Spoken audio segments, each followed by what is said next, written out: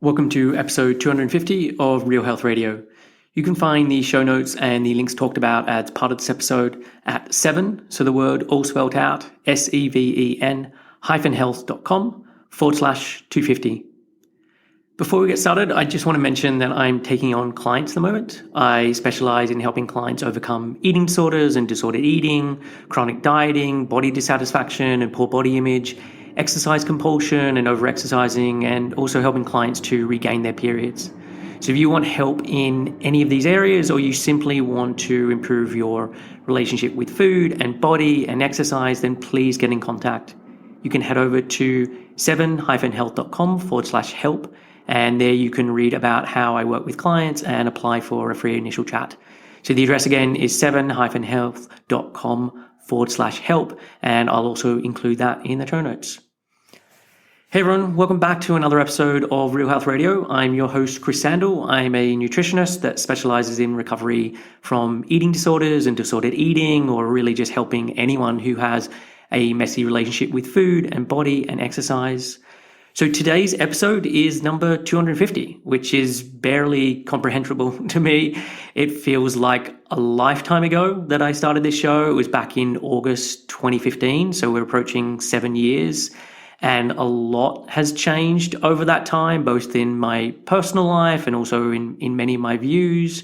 But still, after all this time, I do genuinely love doing this show. And so today on the show, it is an Ask Me Anything episode. And I sent out an email asking for questions that people wanted to have answers to, and I got quite a few responses back. And so what I will do is I'm just going to do them in order that I receive them. So let's get started. So this first question, it has a specific weight or number in here that I'm going to blank out. It says, "Hey Chris, I've been in recovery for almost 3 years. I gained X amount of pounds," and just say it's a large amount of pounds, "and the excess weight or overshoot is very slowly coming off. Why does it take so long for the body to return to a normal weight and to lose overshoot? This is the most difficult part of recovery. Thank you." So what I would say to this is, like, while we as a society prioritize weight loss and the thin ideal and all of these things, this is not the priority of your body.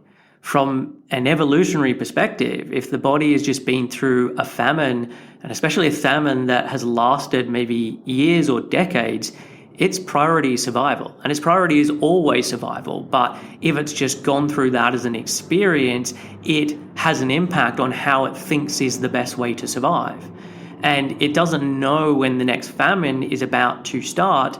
So it's very smart in being cautious. And the extra weight is an insurance in case the next famine starts just tomorrow or is just around the corner.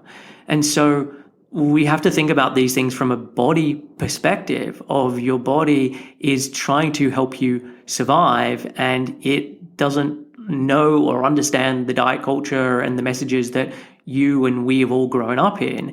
It just knows that from an evolutionary perspective, keeping on weight is a very good thing to do. Another way I often talk about this with clients is if we were to personify your body and make your body another person and think about that relationship, like the body as a person has endured years or maybe even decades of restriction and overexercising and ignoring and second guessing and accusing and belittling and probably lots of other ways that it has had not pleasant experiences. And in a sense, trust has been damaged, and often severely so. And so it takes time to win back this trust, and not just time, but time where you are actively treating the body kindly and demonstrating that it can trust you. And so, for example, if someone had been forced to do all of these things against their will, how trusting do you think they would be? And what would happen, or what would need to happen for that trust to be rebuilt? And I do believe that trust can come back, but I think we often underestimate what this takes and are still seeing things through our eyes of like, I want this thing to change. I want my body to look this way. I want this weight to come off, without actually thinking about it through the eyes of what does your body want and how does your body need to be shown trust again.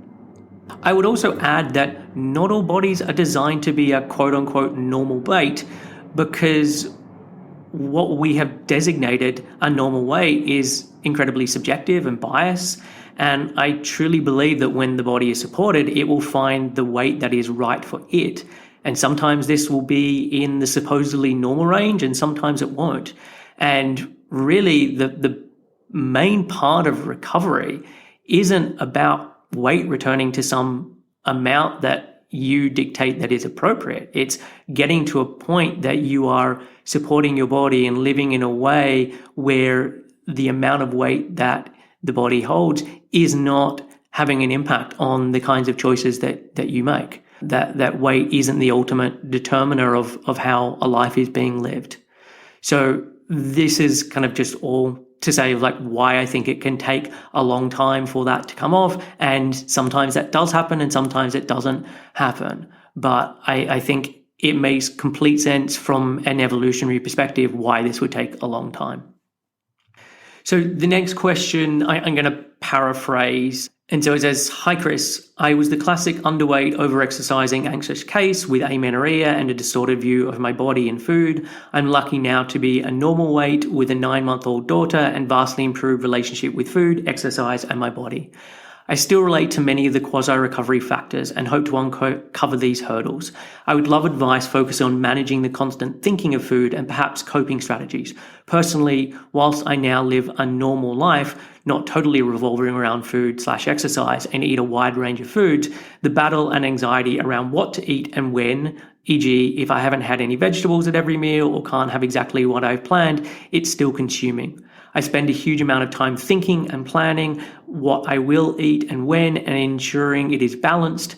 And when a meal cannot be exactly as I plan, I find myself still experiencing anxious thoughts and ruminating over what I ate and what I could, should have, etc. The ability to eat a meal that is not planned and move on with my day is still a struggle. The amount of brain space taken up by food can be exhausting. Thanks again for everything." So, based on your comments, I would say there is still both physical and mental restriction going on. You are still judging your meals and your eating. There's still lots of rules around things in terms of that there needs to be vegetables with meals or when is the right time to eat a meal. I would also add that just because you've got your period doesn't mean that full recovery has occurred. And I think this is often a very common misconception that when the period returns, that's an indicator that recovery has taken place. And that is just definitely not the case.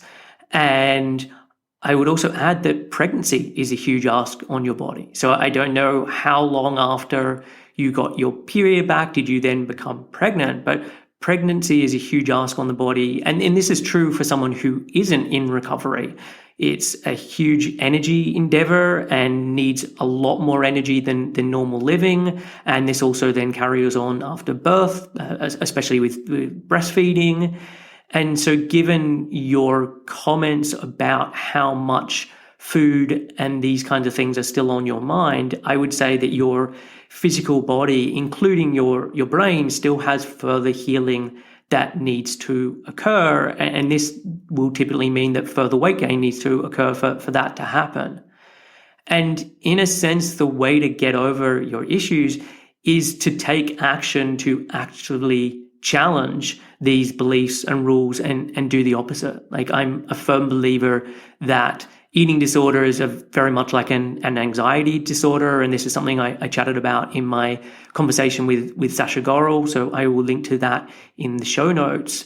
And with anxiety disorders, the way to deal with it is through exposure and doing the thing that scares you and doing it enough that your body and your mind gets to a stage that it no longer fears doing that thing, because it's very much the nervous system has been hijacked so that it feels a threat connected to this thing.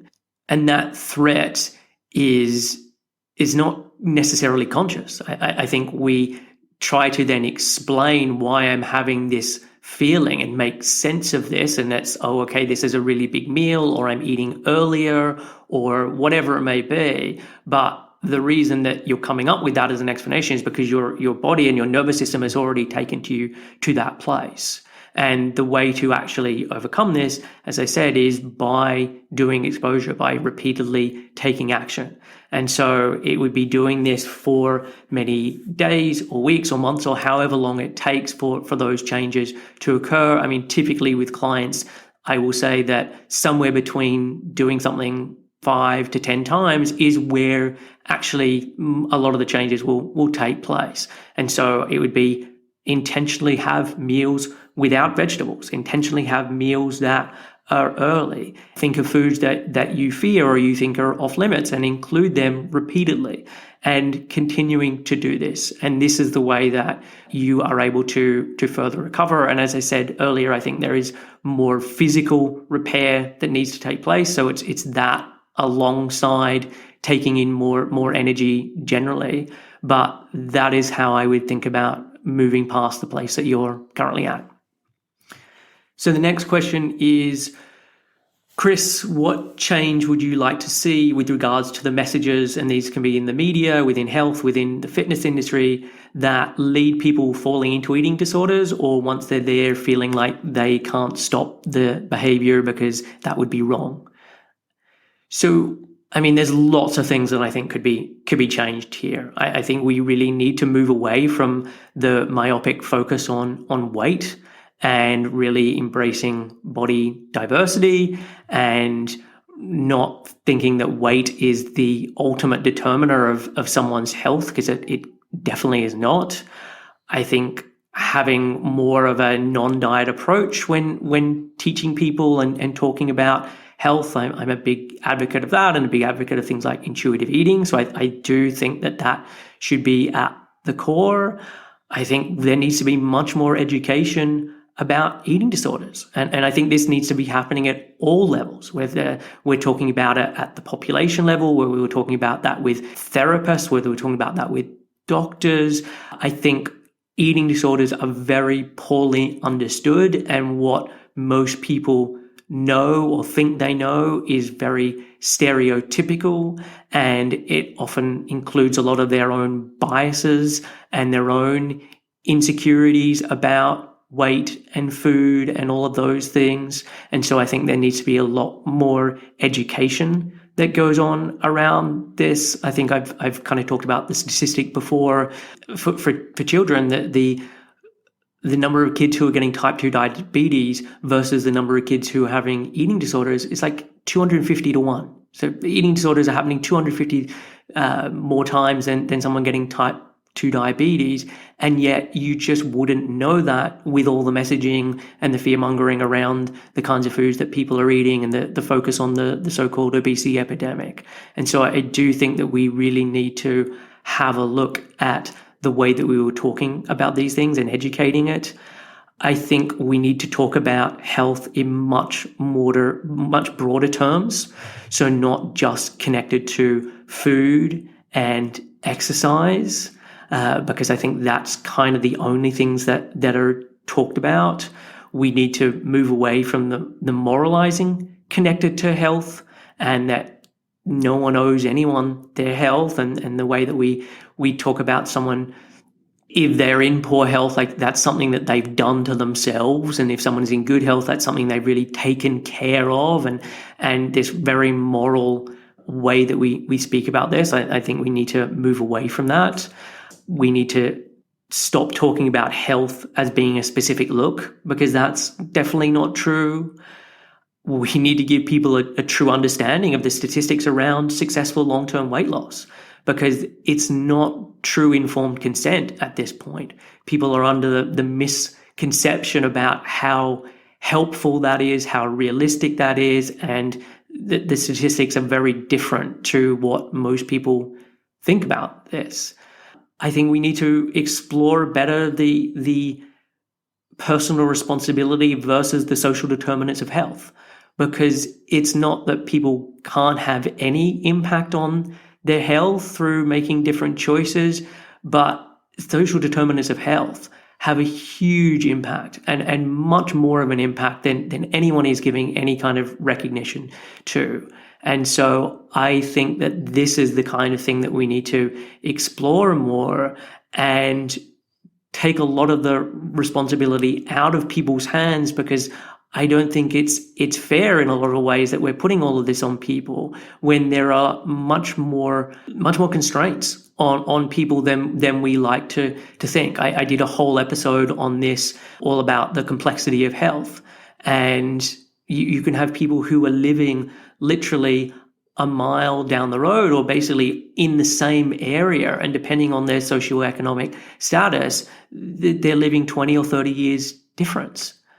And so, yeah, I think we need to really start to talk about those things more honestly and move away from the blame that is currently in place. And so, yeah, those would be some of the things that come to mind. So the next question is, I have a question about how to handle health challenges when recovering from an eating disorder. I've been recovering for a few years and consider myself mostly recovered. I've developed quite a few health challenges and I'm finding it hard not to be triggered by them. I have no gallbladder and gained a significant amount of weight after its removal. I'm unable to exercise because of chronic fatigue. My thyroid is borderline bad, so my doctor prescribed medication for it. I'm pre-diabetic, was prescribed metformin, and also have high cholesterol and high blood pressure, which I take medication for. I've been told to eat a low-fat diet for the gallbladder problem, a low-carb diet for the blood sugar problem, and the diabetes educator I saw suggested a low-calorie and low-carb diet, which I immediately knew wasn't right. Throw in menopause to the mix, and I'm just at a loss as to what to do. I would like to know if there's anything I can do to care for myself and my body without unneeded medication and dieting after trying so hard to recover from my eating disorder, calorie restriction, and orthorexia. Thanks so much for your time. So I'm so sorry that you're going through all of this. Like, that is a lot to be dealing with. And one of the things I would say is, like, we don't have ultimate control over our health. And I think it can often be seen that there are things that are happening, and because of some moral failing, because of poor choices or lack of willpower, like, this is why someone is in that situation.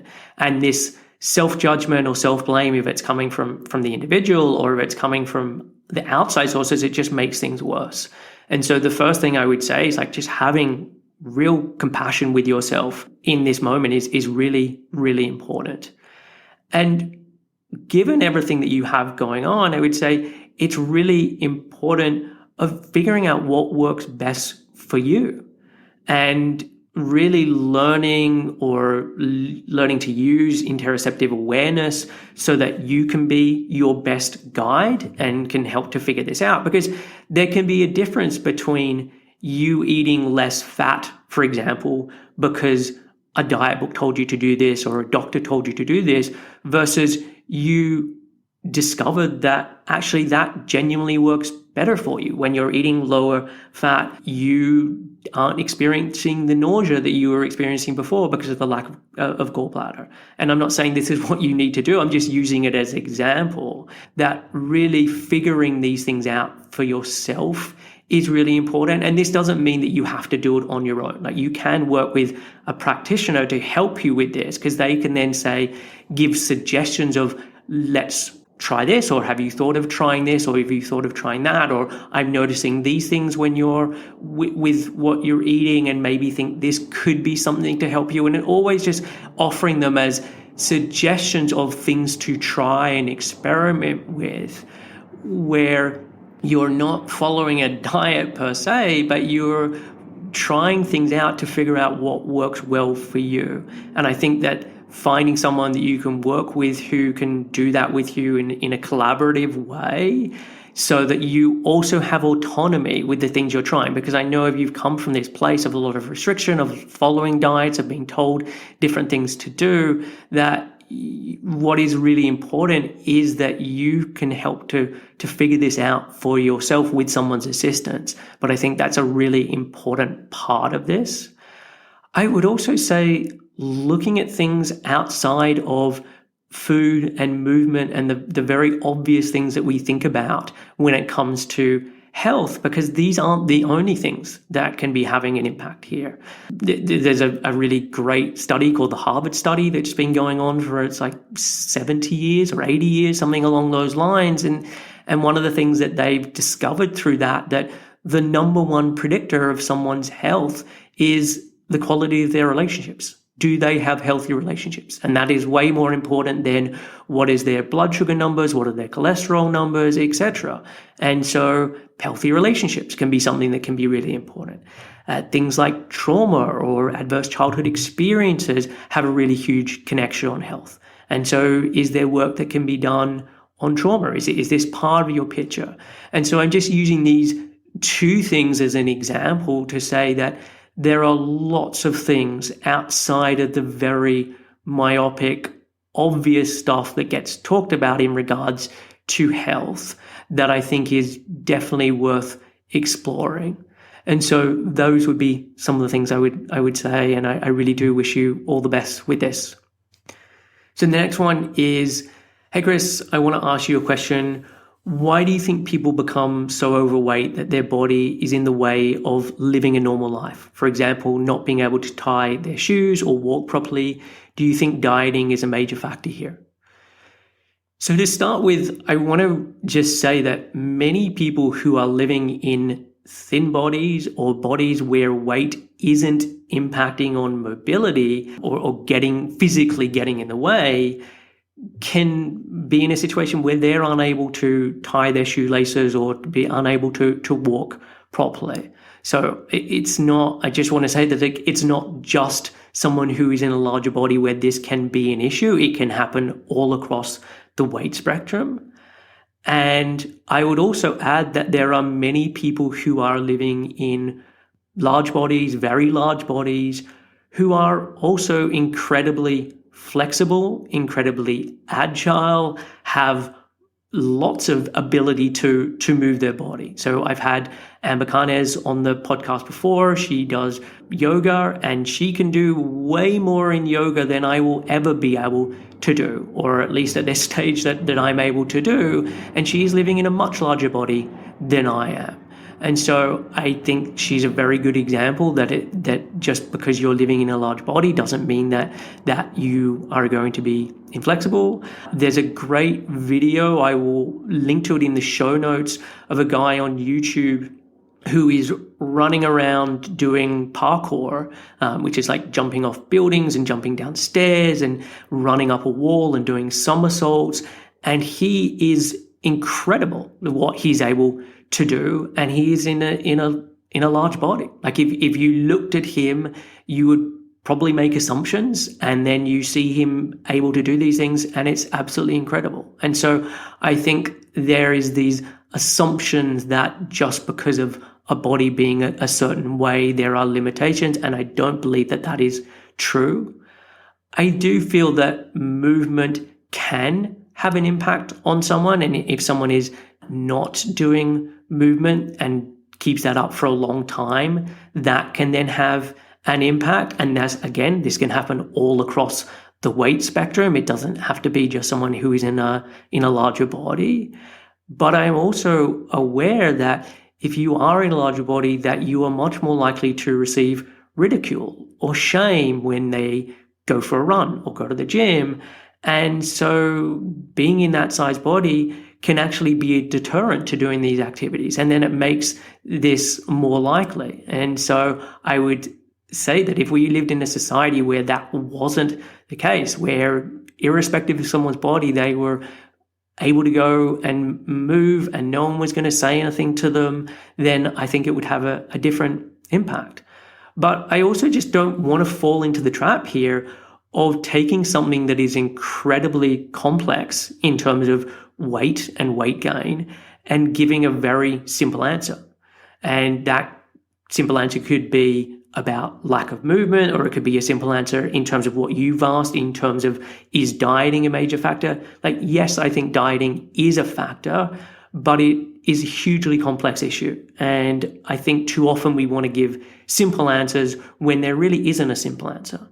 And there is an incredible infographic that I've linked to before. I did a whole podcast called The Complexity of Health, and I'll link to that in the show notes.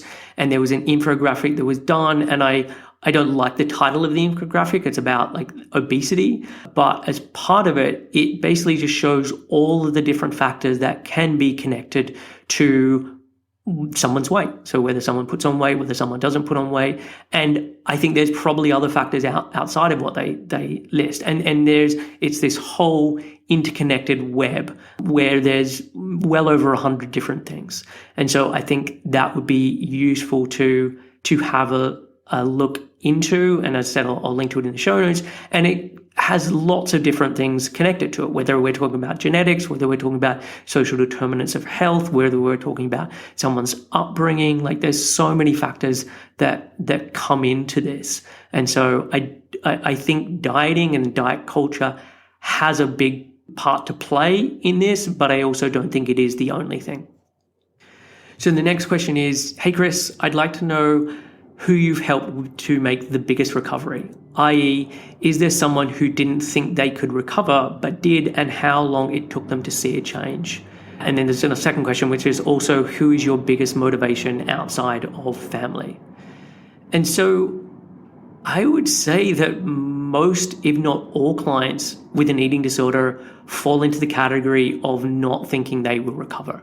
I think it's this real misconception that when someone starts recovery, it's because they feel confident and motivated and have this belief in themselves. But mostly it is ambivalent, with moments of feeling positive or moments of feeling like things can get better and many moments of not feeling this way. So I just want to say this because I think this can often be a trap with people starting recovery. It's like, I'm going to wait till I feel really confident, or I'm going to wait until I hit my so-called rock bottom. And invariably, this just doesn't happen. And so if I'm thinking about the biggest recovery, this is a really tough one to answer. And I don't really have one client who sticks out and I could answer this for, because I think about this in lots of different ways. Like the biggest recovery could be working with someone who is in their early 20s and helping them to recover, and they then still have their whole life ahead of them. And so it's been a really big recovery because we've intervened really early. But equally, helping someone in their 50s who has been struggling for decades and is now finally getting out of an eating disorder, that's huge. And they've been able to overcome something that for decades they didn't think they would be able to overcome. And so I've helped people in both of these categories and everything in between. And so I know this is kind of a non-answer, as I haven't given a specific individual, but really honestly, recovery is such a challenge that it feels like a victory with every person that I help. And so, yeah, there isn't sort of one person that stands out. In terms of my biggest motivation outside of my family, the word motivation here, I'm kind of struggling with a little bit. If it's someone who like inspires me, probably the person that comes to mind is like Gabor Mate, and I think I've kind of referenced him in the last podcast when I was talking about trauma. I've read, I think, all of his books. I've seen him do lots of talks. I've listened to him on lots of podcasts.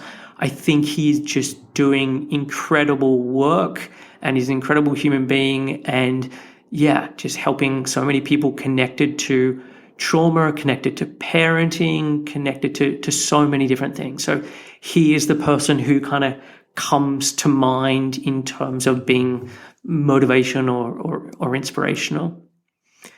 So the next question, hey Chris, I'd like to know, for those who you work with who might be considered chronic eating disorders, do you notice many themes or patterns in their ways of thinking or experiences? I know it's tricky to generalize. Perhaps you can just share any observations. How much do you think genetics are at play with people's likelihood of becoming chronic versus things like length of time being non-weight restored, or personality traits or psychology, etc.? Again, another impossible to answer question, but maybe just some thoughts.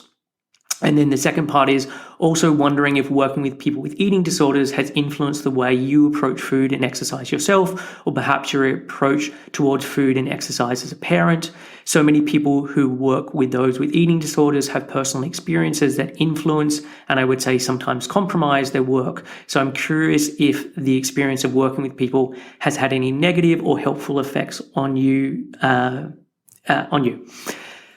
So the first part of this, genetics is not something that I would say I'm an expert on by any stretch, and especially genetics connected to eating disorders. I've listened to certain podcasts on this and done some reading on it, and I'm actually trying to get a guest to come on the show about it. I've approached a number of people to try and get them on the show, so hopefully this is on the cards and will happen at some point. But given what I know about genetics more generally, and let me use something like height as an example, there isn't just one gene for height. There are many different genes for height, and depending on how many of those genes you have for height and the kind of variant that you have with those genes for height will impact on your tendency or your chances of actually being taller.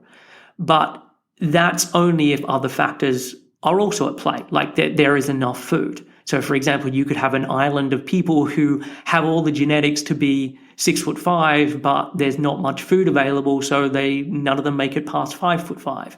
And so I think, yes, there is genetics, but there's also these other factors at play as well. And so I kind of think the same way about eating disorders, that there are genetics and there's going to be many different variables and things connected to someone's likelihood of developing an eating disorder. And then when someone enters into a state, i.e. they enter into a low energy state, the genetics are then more likely to be turned on. The genetics can then be more likely to be more difficult to turn off, depending on how many variants someone has as part of that genetics. And I would also say there's not like an eating disorder gene or eating disorder genes. A lot of it is connected more to either personality traits, whether we're talking about something like someone's predisposition towards anxiety. It can also be connected to someone's predisposition towards movement. And so, depending on the environment someone's in, those genes can play out very differently. But in a very simple way of answering your question, it wouldn't surprise me if when someone has developed an eating disorder, that depending on their genetic traits could predispose to how easy or more difficult it is for someone to recover. But I just want to add, like, eating disorders are so complex. And while genetics matter, there are so many other factors. And so just kind of like off the top of my head, some of the other factors that can have an impact on the severity of someone's eating disorder, like trauma is often a big one. Parents' impact on child's belief about weight and about worth and having an impact on how they see their world and self-esteem. The length of time that someone's had an eating disorder, it clearly has an impact. Other traits in terms of, is someone have ADD or ADHD? Does someone have autism? I mean, these are some of the things I'm starting to explore a lot more with clients, because I think this has much more of an impact. And I don't think these things, especially with autism, I don't think it's being talked about enough. And I'm finding this is a very common thing in terms of anxiety and OCD and those kind of traits. And I think that can be connected to genetics, but it also can be connected to all of the other things I've already talked about. I think the quality of care that someone gets early on in their treatment can have a really big impact. And if someone gets poor quality of care, that can actually do a huge amount of damage to someone. The kind of social support that someone has and how much their life gets derailed from their eating disorder. And this isn't always true. There can be someone who is stuck in a chronic eating disorder for many decades, and they have lots of support, and they have a partner, and they have a child and they have lots of different things going on. They have a job, etc. But I would also add that a lot of the time it can become much more difficult when life has fallen by the wayside and someone isn't working, they don't have much social support, they don't have much friends, they don't have much interaction, and the eating disorder, in a sense, really becomes the only thing that they have in their life. So I think that can be another factor. I think age of onset can also be a factor here as well, and especially if it develops very early on in childhood or in adolescence and then goes on for a really long time, that there's just so much development that is missed out on during that time. And so it can be hard to imagine what it would be like outside of having the eating disorder. So I think all of these can be factors. And I do want to add that even if all of those are true for someone, I don't think that precludes someone from actually recovering. It can just mean that it is more challenging. And in terms of other things, in terms of your question about like what are the patterns that I've noticed with people who are more chronic, I'd say the thing that comes to mind, and this isn't true for everyone, but the one thing that comes to mind with clients like this or with people I speak to like this is they can typically tell me everything about eating disorders, about recovery, about the non-diet approach, about health at every size. They can tell me everything, but they're unable to take action. And they just have vast amounts of information, vast amounts of knowledge, but this isn't translating into actually taking action. And I think this is often the problem, that someone just knows and knows and knows and knows more stuff. And I think it can then become a trap of like, if I can just find out a little more information, then I'll feel more ready to recover. Like if I just find out this final thing, that piece will slot in, and then I'll have the confidence or the freedom or whatever it may be. And I don't think that is true. And as I said before, I very much believe that eating disorders are an anxiety disorder, and it's about taking action. And I'm very much of the opinion that it's being dictated by the energy state that someone is in, and restriction, whether that be physical restriction or mental restriction. Like there's all of these different factors, and the way to really overcome that is to take action. And the longer that someone doesn't take action, the greater the anxiety is, the greater the brain changes are. And so those are the things I've noticed in terms of patterns with people who are in a chronic situation. And then in terms of the question about like my approach to food or exercise, or my approach as a parent with these things, I am incredibly relaxed around food.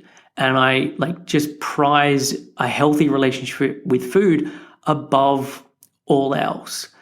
And this is definitely not what was taught as part of my nutrition training, but this is something that I have because of the work that I do. I've really made like the core of how I think about food. In terms of movement, like I won't do any movement or exercise that I do not enjoy. I know there were definitely times in the past where I would go to the gym and I would lift weights. I don't really enjoy it. And so I will never do that again, because I don't want to spend my time doing something like that I don't enjoy. There are plenty of ways that I can move my body that I do enjoy. And so I'm going to choose those every time. And one of the other ways, or some of the other ways it's impacted me, like when I see someone exercising, and this can be irrespective of their body shape. It can be someone who meets the society standard of someone who is fit or beautiful or whatever it may be, or it can be someone in a larger body. I am always asking myself, like, do they really want to be doing that exercise? I wonder how much they are enjoying this. And it's the same thing with when I see someone eating at a restaurant or out. Like, I definitely have the opinion, or I'm definitely, when I'm meeting someone, particularly someone who is in a body that matches up to society's standards, I'm like, I wonder how happy they really are, because I've had so many experiences through doing this work of meeting people and working with people who supposedly have it all, and that most people looking in would feel envious of that person, and yet the reality is that they are miserable and they have huge amounts of insecurities, and they're not happy. And so I think that has definitely had an impact on me, and definitely not just getting into the halo effect of seeing someone in a good body and thinking, oh, good body in inverted commas, and thinking, wow, they must have the best life, because I just know that that's not necessarily true. In terms of like my thoughts around food as a parent, I mean, I've kind of taken the same approach. We very much follow the Ellen Satter division of responsibility approach with Ramsay, and putting the foods on the table, and he gets to choose what he wants to eat from those foods. He's also someone who probably has some traits and tendencies and genetics that could predispose him to having an eating disorder. And so I'm very conscious of not doing anything that is going to make that worse. And he is someone who is more the picky eater end of the spectrum, and working out, okay, how can we best support him with that without putting on pressure, without shame, without any of those things. Because, as I said, I think having a healthy relationship with food and body is just so important. And so, yeah, that's one of those things. And yeah, we're just very conscious about the way that we talk about bodies in the house, the way that we talk about food, the way that we talk about exercise, like just not doing any of these things in a moralizing way, not doing any of these things in a stigmatizing way, because I can see, and I have seen with so many other clients, how much that's had an impact. So yeah, I definitely, the work that I've done has really changed my thoughts about food and health and lots of other aspects. So the next question is, Dear Chris, I love this invitation. Here are a few questions. One, so many people come to the healing profession to heal themselves. You've been honest about your healthy relationship with food and body. How did you wind up working in eating disorders? Two, you and your guests have offered wisdom about polyvagal theory and moving up and down the ladder. How do you do the work you do and not wind up down the ladder? Aren't we, your eating disorder clients, a bunch of Debbie Downers? And then three is, where does the name 7 Health come from? Okay, so the first question of like, how did I start working in eating disorders? I finished studying nutrition and really didn't know what I wanted to work in, and just started working, seeing everyone. I didn't specify. It was just like, I can help with anything. And for whatever reason, I never said that I could help with weight loss. Like, weight loss was not something I actively promoted. I was never very diety in terms of my recommendations, just from the outset. But I was very much a generalized, like, I can help with digestion, I can help with sleep, I can kind of help with everything.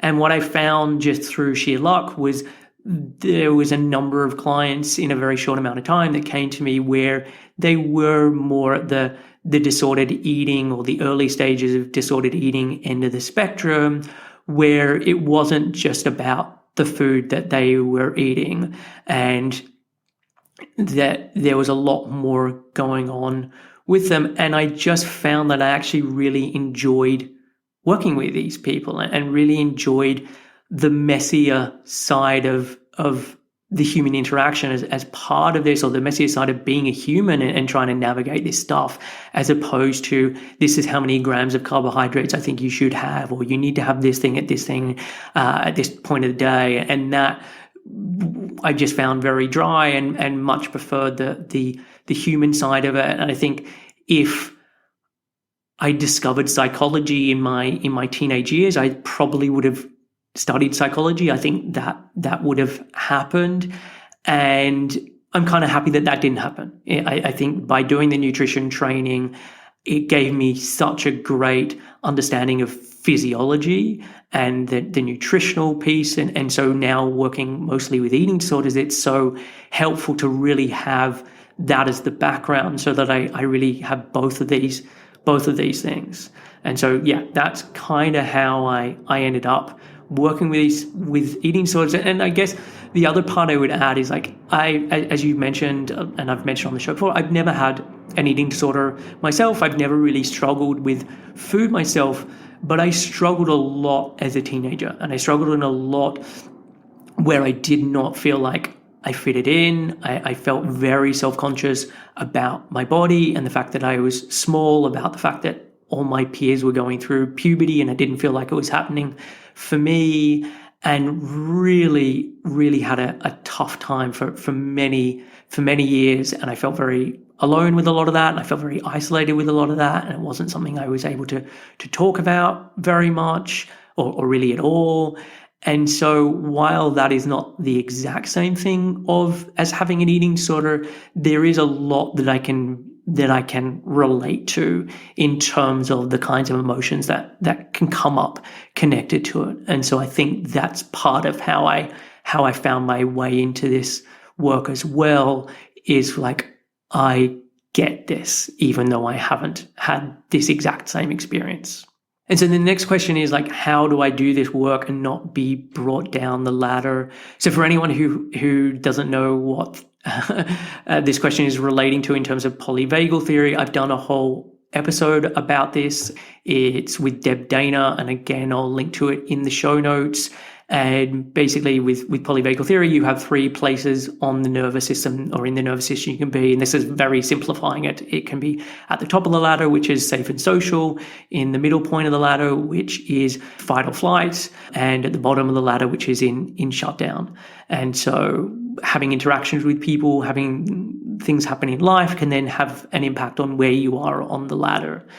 And so in terms of the question of like, how do I not get affected by this? 2 things I'd say. Like, one, I do really prioritize self-care and the things that really matter for me in terms of how I can take care of myself. And so for me, a lot of that is time in nature. It's eating regularly. It's eating enough. It's getting lots of sleep, where I prioritize sleep really above all else in many ways. I spend a lot of time reading. I spend a lot of time having alone time, because I'm definitely an introvert, and knowing that that's important as a way of recovering. I love living in the countryside and being in that kind of setting, which I think is better for my nervous system. I'm getting better with seeing friends. I think the pandemic really messed with that for me, but I'm kind of back doing that more regularly.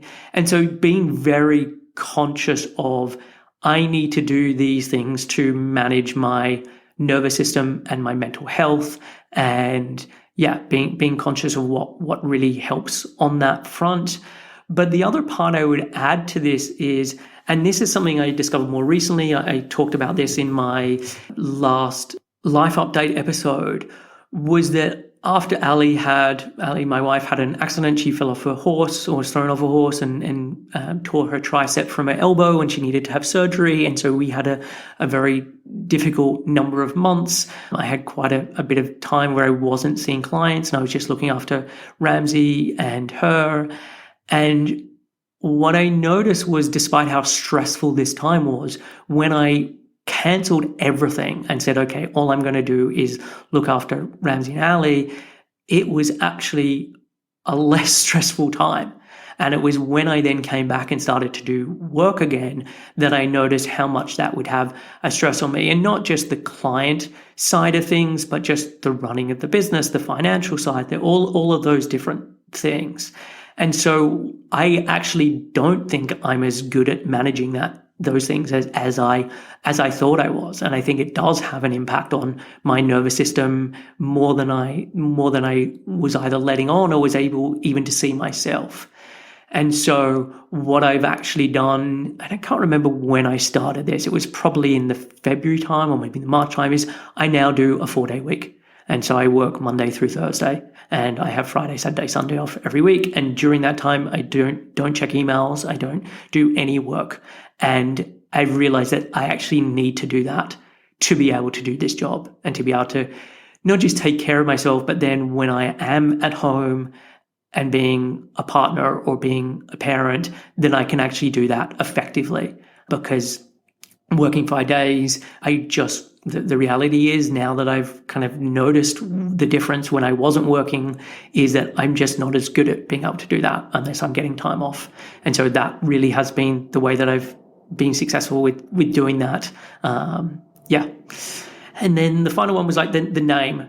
So 7 Health, I chose that. So 7, the kind of idea behind it was 7, there's 7 days in a week. And so it was meant to symbolize health for every day. So health for all the time, as opposed to doing fad diets or doing detoxes or doing those kind of things where it's like, I'm going to do this thing for 4 weeks and then I'm going to go back to what I was doing before or whatever it may be. And so it was very much meant to just symbolize like everyday health. And I'm actually not particularly enamored with the name. I think if I had my time over again, I would change it. And I actually explored changing it. So I think it was 3 years ago or 3.5 years ago, whenever I redid my website, I actually explored changing the name, and I spoke to a number of friends who really understand this stuff and are business consultants and got feedback from many different people. And the unanimous feedback was, don't change the name, just keep it as it is. And so, yeah, that's why it's 7 Health and why it is still 7 Health. So the next question is, again, it's a 2-part question. 1, does recovery look different for someone in their 40s? Are there other things to consider when recovering? And 2, before working on eating disorder or HA recovery, so hypothalamic amenorrhea recovery, so not having a period, is it better to get hormonal testing, functional medicine practitioner work done, or should this be considered once eating, overcoming fear foods and rules have been dealt with? The first question in terms of recovery, is it different in the 40s? I would say yes and no. And so the no part is all of the fundamentals are still the same. So you still need to be doing nutritional rehabilitation. You still need to have the physical body be able to repair. You still need to do the neural rewiring so that the nervous system and the brain and everything thinks differently about things like food and exercise, etc. There needs to be a learning of healthy coping skills and managing and expressing emotions. There needs to be work on self-worth. There's lots of things where it doesn't matter whether someone is 13, 30, 60, that all of these things are still the same depending on, irrespective of someone's age. Where I would say it is different is that when someone is in their 40s, and I'm answering this as if someone is a woman, because this is the person who's asked this, but I also think the same is true for men. There is a change in hormones, but particularly with women, they're going through menopause. At this age, physical healing can take longer than someone who is in their 20s or who are in their teens. And so, yes, it takes longer to recover, and I think that needs to be kept in mind. Depending on the length of time, habits can be more entrenched. So someone who is in their 40s, if they've developed their eating disorder in their teens, that is a lot longer period for those habits to be entrenched versus someone who developed an eating disorder 2 years ago or 5 years ago. So I think the time that something being entrenched can have an impact, and obviously age and being older allows something to have gone on for longer. I also think there's just more constraints and things going on in someone's life when they're 40 or above than when someone's younger. And this, again, it's not always the case, but a lot of the time when working with clients, like they now have kids, they have a mortgage, they have aging parents, they have a job they're trying to attend to, that there's so much more going on for that person that is just not the case for someone who is in their 20s or even someone who is in their 30s. Someone who is younger often has more space to be able to deal with these things. And so I think that can be a challenge in that, there just is a lot of more things on someone's plate as they're older. And again, this isn't always the case, but this is often true for a lot of the clients I work with. In terms of the other question about like the functional medicine practitioner, I'm not against getting some baseline tests done to start with. And I think this is definitely true if someone has HA, I think it would be really important to get some tests done to have a look what is going on with FSH and LH and estrogen, etc. And I think you actually need this to give someone a diagnosis of hypothalamic amenorrhea. So I think that is important. But other than that, I would say I would not be recommending someone working with a functional medicine practitioner. And a lot of this is to do with so much of the biases that someone who is a functional medicine practitioner typically has about, okay, you should not be eating gluten, or you shouldn't be eating dairy, or it's about these vitamins and minerals are really important, or we need to do this barrage of tests to see all of these different things that I actually think are not just irrelevant as part of eating disorder recovery, but actually can then fill someone's head with other ideas that mean that, oh, maybe I don't need to eat more food, or maybe I don't need to put on weight, or maybe I don't need to do all of these other things that are important as part of my recovery, especially if someone's getting their period back as well. And so I would be really hesitant to say working with a functional medicine practitioner, because I think what is likely to happen is it just creates more doubts, it creates more fear foods. It's likely that you will be put on or suggested some kind of diet, and what someone needs who is struggling with an eating disorder, or someone who is wanting to get their period back, is working with someone who is an expert and knows this area. And I think there are too many people that I've worked with who have struggled with both of these things, eating disorders, trying to get their period back, and have worked with multitudes of people who have not made anything better and have made things worse. And so, yeah, I would, in the strongest terms, say don't work with a functional medicine practitioner if this is what you have going on. So the next question is, Chris, I would love to know how women in recovery reboot their metabolism and thyroid. I'm 59, eat healthily, mainly plant-based with some cheese. I've been in recovery several years. I've gone up a complete size in the past 6 months. I'm starting to freak a little. I'm on medication for hypothyroidism past year. So the thing I always say with this is a reduced metabolism is adaptive. And so when food is restricted, metabolism is restricted. And not just food is restricted. Like when the energy balance is reduced, then metabolism is reduced. So someone could be eating, quote unquote, a normal amount of food, but doing an amount of exercise that is excessive for that amount of food that is coming in. And as I kind of mentioned with the very first question, like from an evolutionary perspective, it makes sense that the body is prioritizing survival. And if there's less resources coming in for what the body needs, then we're just going to shut this thing down, or we're going to reduce this thing because we don't have the resources to spend on it. And with recovery, the first priority for the body is fat regain, and often fat regain around the abdominal or the stomach region. And then after this point, it starts to repair bone and lean tissue and organs and the brain, etc. But this takes time. And I think too often what happens is people will gain weight and they'll notice the weight has gone on. And so then they kind of put on the brakes again, and really no true recovery has taken place in terms of dealing with the organs and lean tissue and bone, etc. It's just that the weight has gone on.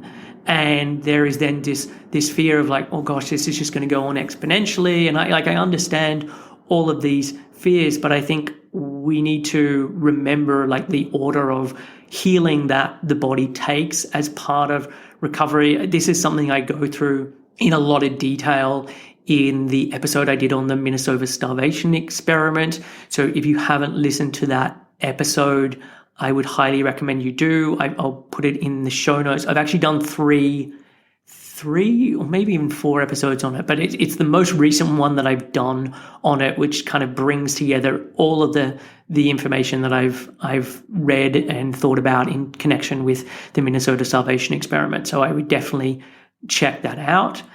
I would also add, I think there's this misconception like a faster metabolism means that someone will be lean. And this is not necessarily the case. And it's definitely not necessarily the case in the early stages of recovery.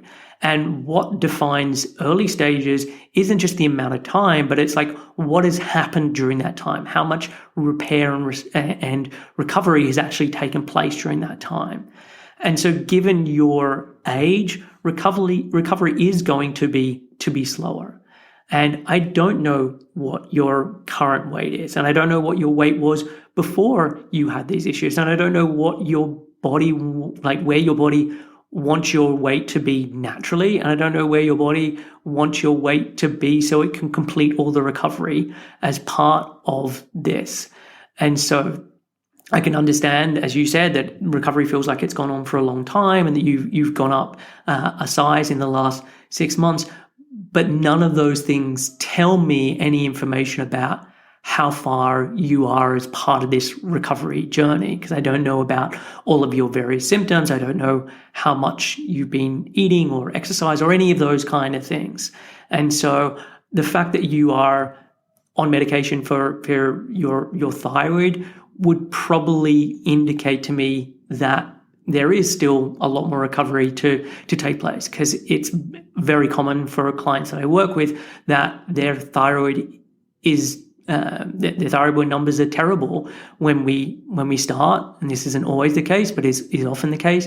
And then as recovery gets better and better, that improves, which again, it just points to the adaptive side of things, that the body is adapting to the fact that there hasn't been enough resources coming in. I also did many years ago a episode all about energy flux, which I think is something that would be useful to listen to. And again, I'll put it in the show notes for this episode. But it looks at the idea of like you can be in a situation where you're taking in 1,500 calories, you're burning 1,500 calories, and you're in energy balance, or you're in a situation where you're taking in 3,000 calories and you're burning 3,000 calories and you're in energy balance. And in both those situations, you're in energy balance. But the second scenario is there's double the amount of energy coming in. And it's not that you're then using that extra double or the other part of that solely for exercise. It's that your body is then giving more resources to your digestive system, giving more resources to your nervous system, giving more resources to your reproductive system, etc. And so by having more of these things, it's upregulating all of these systems, and they can work better. And that to me is really what an improved metabolism is about, is how do you support the body to be using more and more. And that typically relates to taking more food, but there are other parts connected to this. So that's one thing I would say, and I would like check out that podcast episode. The one thing that you did mention is like, I'm mainly plant-based with some cheese. This for me is a little bit of a red flag. And I'm not saying that someone can't be vegetarian or vegan or plant-based and recover, but I'm skeptical of that often because of what I've seen with clients, because of what I've seen online, because of how easily that can mean that someone is missing out on important components in terms of protein and so nutrients as part of that, but more just like it's a very slippery slope for other restriction to be taking place. And so that would be something that I would be just questioning as part of the recovery. As I said, it's not that it can't happen, but I'm kind of unsure is that having an impact as well. So the next question is actually, it's a 3-part question. So one, in all these years of working with clients, please describe one case that particularly stuck in your memory that impressed you or surprised you in the most positive way, or one that surprised or frustrated you in the most negative way. And so I think this is kind of like the question that I had earlier, where I really do think that with every client, there are things that surprise me and impress me.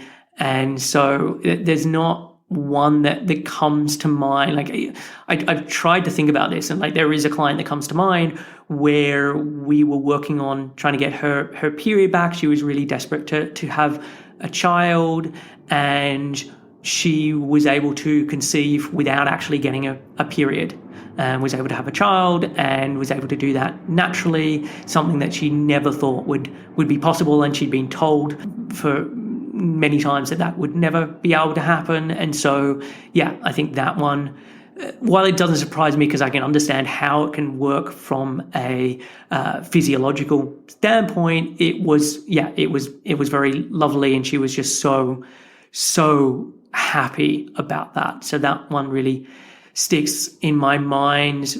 In terms of kind of frustrated, I mean, this is much more than frustrated. But I had a client that I worked with, and we'd worked together, I think it was for nearly a year, and just really struggled for her to make changes. She'd make some changes and then she'd just kind of fall back, and she was just not in a good way. And it had felt really hard and disappointing that we hadn't been able to make those changes. And then we stopped working together.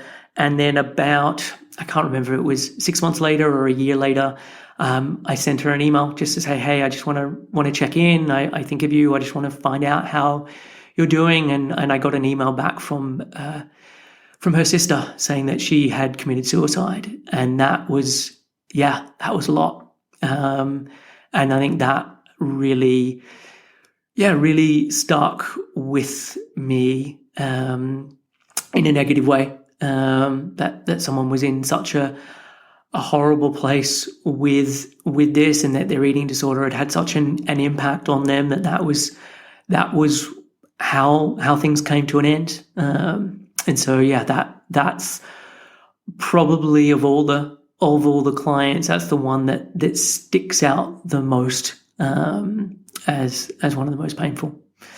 The second question was, have you ever considered expanding your business to foreign speaking markets through collaboration or partnerships, such as a 7 Health franchise in another country? So the answer is no. So I don't speak another language. I'm currently learning Spanish on Duolingo, but I could order a glass of water or a coffee, but that's about it. I have tried expanding my business before with English-speaking practitioners, and it didn't work. And so I've kind of come to the stage now where I'm very happy with 7 Health being just me. And so, no, I have no intentions of trying to expand this. And it's like, I wouldn't even know how to start with a franchise because of the very specific nature of what I do and the specific understanding of all of these different issues that goes into working with clients. And so, yeah, I think that it's just going to be me who is part of 7 Health. So in answer to the question, no, it won't be expanding, especially into foreign languages. And then the final question is, if you had a goldfish that could fulfill only one secret personal wish, which one would it be? So if this is a personal wish, and it is a personal wish just for me, so it's not wishing for world peace or wishing that every person that I know that I love wouldn't die, I think it would be to have more just equanimity, to be stronger and be more calm as both a parent and a partner. And yeah, I think it would be to kind of have more of that sort of inner strength and calmness. And yeah, I think that's an area I struggle with. And I don't know if that comes as a surprise from listening to me on the podcast or things that I've said previously, but I think that's probably an area where I would wish to be stronger and kind of have more of that sort of inner resolve, I think would be the thing I would ask for from the goldfish. So the next question is, and there's a bit of a preamble with this, just kind of explaining what's going on. So my situation is that I'm a midlife woman who has struggled with compulsive eating for many years. I started using food to manage my feelings from a very young age. In my early 30s, I discovered a group called Overeaters Anonymous and learned a lot about my eating behaviors and recovery in that decade when I was involved with OA. I've also explored other dimensions of recovery through seeing a specialist ED counselor and was exposed to the concept of intuitive eating at this time to continue to work on my recovery. And at the moment, I'm getting a lot of thoughtful inspiration from your blog and podcast and other sources such as the Eating Disorder Recovery podcast. And she said, I have two things I'm interested in hearing more about. So one, I read your blog quite frequently and listen to some podcasts. I can't help but feel that they are particularly directed towards people who have experienced anorexia rather than other types of eating disorders such as compulsive eating. I found the discourse about restriction and letting go of all ideas about restriction quite interesting and challenging. I'm exploring where to fit or sit on the continuum between restriction and non-restriction. I can understand that for people who have restricted to the point of being anorexic need to work on moving to non-restriction, while I'm observing that I have a restricted mindset at times, usually in response to eating less than perfectly, I also find having boundaries around food is quite useful and important for me. For example, I don't keep packets of biscuits at home, haven't for years. I don't buy king-size blocks of chocolate. If I want chocolate, I'll buy a small snack-size bar. I don't buy large packets of crisps, I'll buy a small one. I need to create boundaries so that when I may be vulnerable to using food, the escape/binge type food isn't readily available. Of course, I can always take a trip down to the supermarket, but that extra step needed can be enough to prevent a binge. I also follow an eating plan that does involve some weighing, particularly for the evening meal for the carbs and protein. I found this method of portion control helpful because I'm in my 50s and I'm really keen to maintain a weight that's in proportion to my height to help me live longer and have a good quality of life. So the reason I talk about restriction so much is because I really do believe that it is at the heart of all eating disorders, not just anorexia. And in your question and all the things that you've talked about, you said many things that would point to the fact that there is restriction that is going on. So you don't keep certain foods in your house, you weigh and measure some of your meals, you have a focus on portions to manage your weight. There is a belief that to live a healthy life, you have to manage your weight and to manage your portions. These are all forms of restriction, both from a physical standpoint and a mental standpoint. And in a lot of ways, it is saying to your body, I don't trust you and I need to manage you. And like a child who has never had sweets in their house and then goes over to a friend's house who does have sweets and eats loads, like this is the same kind of thing. And from my experience, this approach that you're talking about works until it doesn't. And I do work with clients who have binge eating disorder. I've worked with clients who describe themselves as compulsive eaters. I also have many clients who have bulimia, who also try to not have certain foods in the house. And in all of these cases, the issues for the client appears to be the eating of too much food or having certain foods in the house, or that when I'm stressed, I comfort myself with food. But always when we dig deeper, the restriction is driving this, or is at least a big part of this. So if you were my client, dealing with all of these types of restrictions would be a big part of what I would be wanting to address. And it could be doing this through intuitive eating, it could be doing it through writing exercises, it could be doing it through actual food challenges. But I think just from reading your question alone that I can see how much of an impact this is actually having in terms of how you think about this as a problem and the ways that you try and deal with this as a problem. I really like Carolyn Dooner's book, The Fuck It Diet. And I think she talks a lot about this. And I think maybe there's stuff in there that you could resonate with. But the reason I talk about restriction is because from at least from my perspective, as you've demonstrated with your question and the things you're doing, it is a really big part of what is going on. And so then the second part of your question is, this brings me to my second area of interest that I'm not sure I've heard you address: eating disorders in midlife being 45 to 65 age range.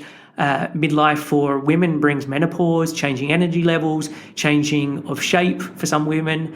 Having boundaries in food, perhaps a type of portion control, is something to be considered. Metabolism slows, the body starts to age, and I'm keen to keep up the hiking and other physical activities as long as possible. Some sort of weight control is important to protect the joints from wearing out too early. I'd absolutely love an episode on eating disorders in midlife, the balance between intuitive eating, non-restriction, and boundaries around food to maintain health as long as possible. So I talked earlier about some of the similarities and the differences with eating disorders in midlife. So I'm not going to repeat that here. But again, the question here again demonstrates the restrictive mindset, like the portion control, the boundaries around food, the working or worrying about your joints because of putting on weight. And for me, like, again, this is about trust. And at this point, you, at least from the way that you're phrasing the question, the thing that comes up for me is like, I wonder how much you believe you can trust your body.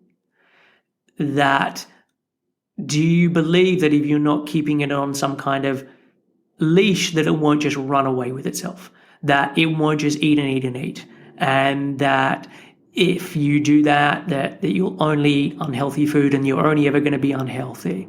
Because for me, depending on how you answer that question, like I think that is a core part of this, of like the trust component and the trust in your body. And what I like about intuitive eating is it helps someone to really learn how to build that trust and to have a healthy relationship with food, and to learn how to eat the types of foods and the amount of food that the body needs without having to have portion control and without having to have boundaries. And I truly believe that the body knows how to be healthy and knows how to do this. And it's the job of just kind of relearning how that can happen. And the next episode that is coming out of this podcast is with Michelle Vena-Boltis. And she developed binge eating in her teen years, and this went on for decades. She was also part of Overeaters Anonymous, I think for 9 years or 10 years, and we chat about this. And at first she loved it, but with time she grew to see that it wasn't helpful. She then found intuitive eating, and through this helped to repair her relationship with food and with her body. And she did this also alongside other therapy, and she is someone who is in midlife as well. And so I think it would definitely be useful for you to have a listen to that episode. You can also reach out to Michelle and think about working with her, as she's definitely someone who has walked a mile in your shoes. So if it feels to you like, I don't know about this stuff because I don't have personal experience like this, I'm not a lady or a woman in midlife, then speak to Michelle, because she is someone whose story does very much sound like it matches up with yours. She's just got to a different stage to where you're currently at. So that would be my thought on that. And I would definitely say, yeah, from reading your responses, restriction is definitely at the heart of what is going on here, and is still a big component with it. So the final question is, in one of your blog posts you recently reposted called "Is My Metabolism Broken?" It says, if you start to rest and repair but then become scared and begin reducing food again and upping exercise, then your metabolism is going to stall and you'll have a situation just like in The Biggest Loser study, end quote. So while you repeatedly state that a slow metabolism can be restored, this part sounds to me that as though there is a point where this does not work well anymore. I'm wondering if, in your opinion, this is actually the case. This is my exact situation. After a phase of increasing my food intake, I became scared and began to reduce food intake again, though this was without losing weight as opposed to the way it was in the past. So I'm wondering if I can still assume that my metabolism will adapt if I increase my food intake again, or should I rather assume that my body has gotten used to smaller amounts of food? So as I talked about earlier in another question in terms of metabolism, like metabolism is adaptive. And if you eat more food, it will increase again. And in the beginning, more food will be stored as fat because that's just the way the body works. But the body then will change. Like in the beginning, it is cautious. It's coming out of a famine of sorts, and it doesn't know what's going to happen. But with time, it improves. And so I'm definitely of the belief that metabolisms don't become permanently broken. And look, metabolism does change over one's life. Like there is a difference in someone's metabolism when they're 20 versus when they're 40 versus when they're 70. So if someone is in their, 50s and they're comparing to where their metabolism was in their 20s and wondering why it's not the same, then of course it's not going to be the same. Like there is a difference, and there are reasons for that in terms of various hormones that are going on when we're younger versus when we're older. And so, yes, that is where there can be a difference. But in terms of, is my metabolism permanently broken? I don't think that is the case. And again, as I said in the earlier question, just because someone is in a body that isn't lean doesn't mean that their metabolism is broken. Like it's not like, oh, I know my metabolism is now working properly because I'm carrying no fat and I've got a lean stomach and all of those things. That is not the same thing.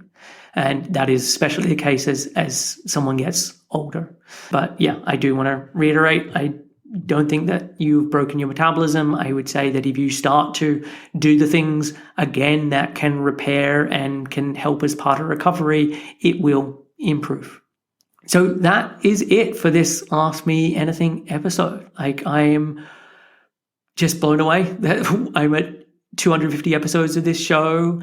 I really appreciate all of you guys for listening, and that this is part of my job and something I get to do on a very regular basis. It's wonderful. And so, yeah, thank you so much for listening to this episode, to listening to past episodes.